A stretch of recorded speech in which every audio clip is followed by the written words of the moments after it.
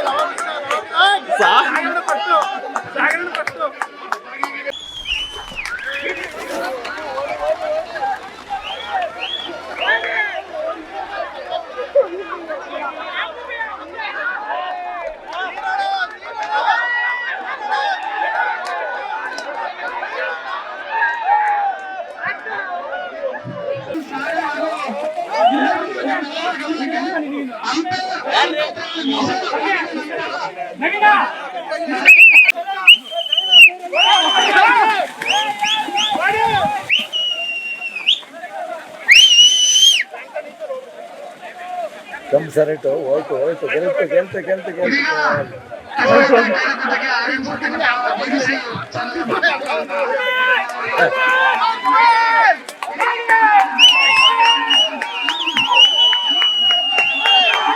ನೋಡಿ, ಮೊದಲು ಒಂದು ಸಂಘ ಅಂದಮೇಲೆ ಯಾರೋ ಒಬ್ರದ್ದು ಸಂಘ ಆಗ್ಬಾರ್ದು.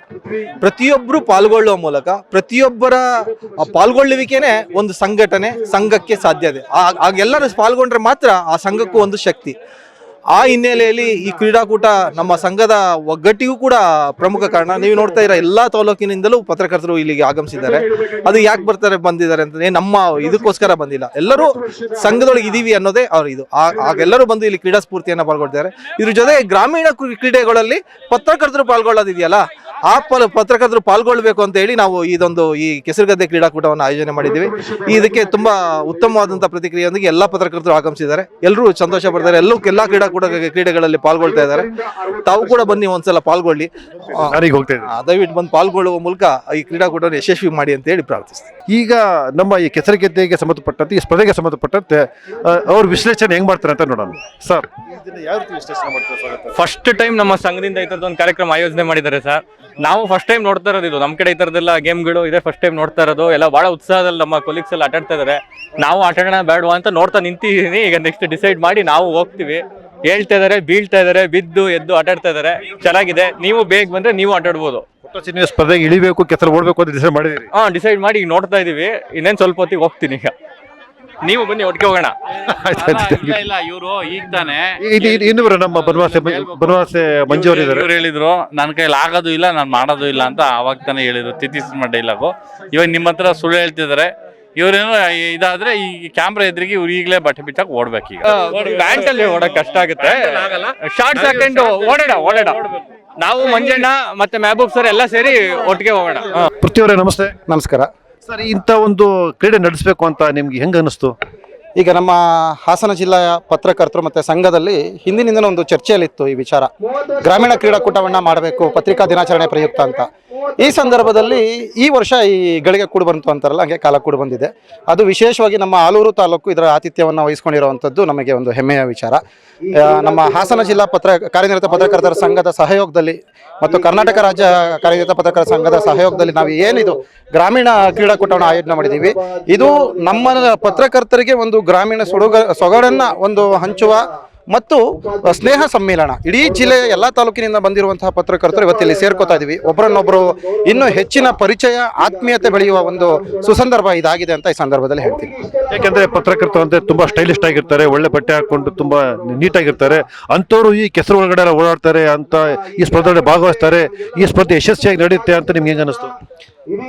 ಇವತ್ತು ಯೂಟ್ಯೂಬ್ ಯುಗ ಅಂದ್ರೆ ಸೋಷಿಯಲ್ ಮೀಡಿಯಾ ಯುಗ ಅಂತ ಕರೀತಾರೆ.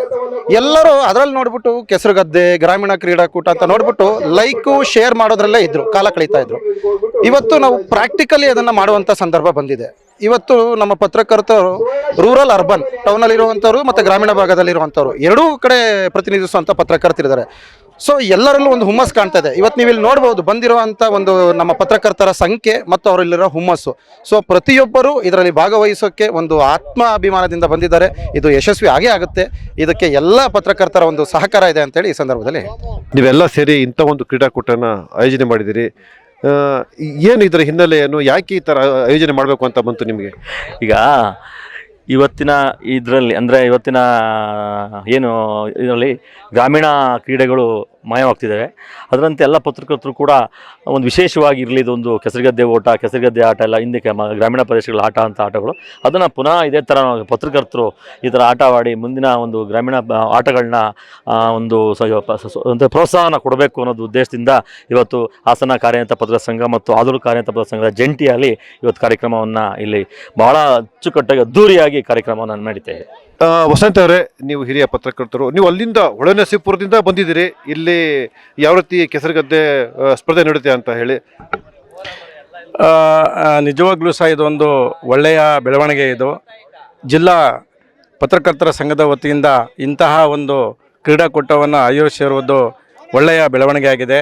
ನಾವು ಹೊಳೆನರಸೀಪುರದಿಂದ ನಾವು ಈ ಒಂದು ಕೆಸರುಗದ್ದೆ ಕ್ರೀಡಾಕೂಟದಲ್ಲಿ ಭಾಗವಹಿಸಬೇಕು ಅಂತ ನಾವು ಬಂದಿದ್ದೀವಿ.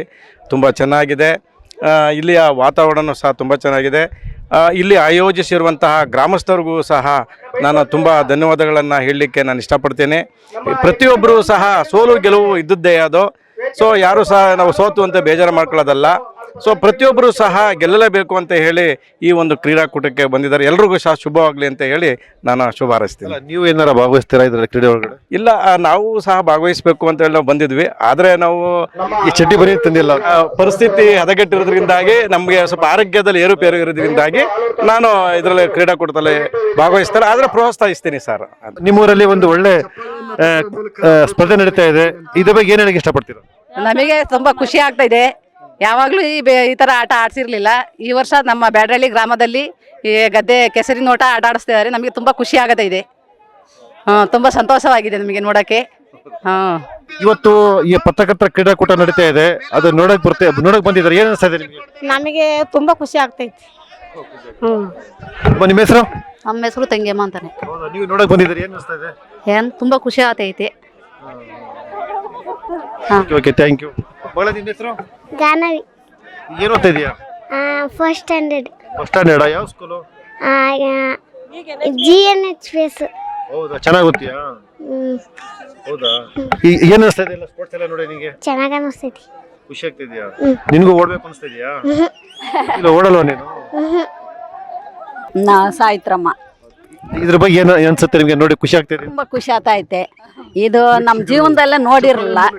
ಇವಾಗ ತುಂಬ ಸಂತೋಷ ಆಗ್ತೈತೆ. ನಮ್ಮ ಇದು ಜಮೀನು ನಮ್ಮದೇ ಅದು. ಆದ್ರೆ ಏನೋ ನಮ್ಮ ಗದ್ದೆ ಯೋಗ ಹೆಂಗಾಯ್ತಾ ಅಂತ ಅನಿಸ್ತೈತೆ. ಸ್ಥಳೀಯ ಹಾಗೂ ನಿಖರ ಸುದ್ದಿಗಾಗಿ ಸಬ್ಸ್ಕ್ರೈಬ್ ಆಗಿ ಬೇಮಾ ವಿಜಯ ಡಿಜಿಟಲ್ ಯೂಟ್ಯೂಬ್ ಚಾನೆಲ್ ಹಾಗೂ ಪಕ್ಕದಲ್ಲಿ ಕಾಣುವ ಬೆಲ್ ಐಕಾನ್ ಕ್ಲಿಕ್ ಮಾಡಿ ಕ್ಷಣ ಕ್ಷಣದ ಅಪ್ಡೇಟ್ಗಳನ್ನ ಪಡೆದುಕೊಳ್ಳಿ.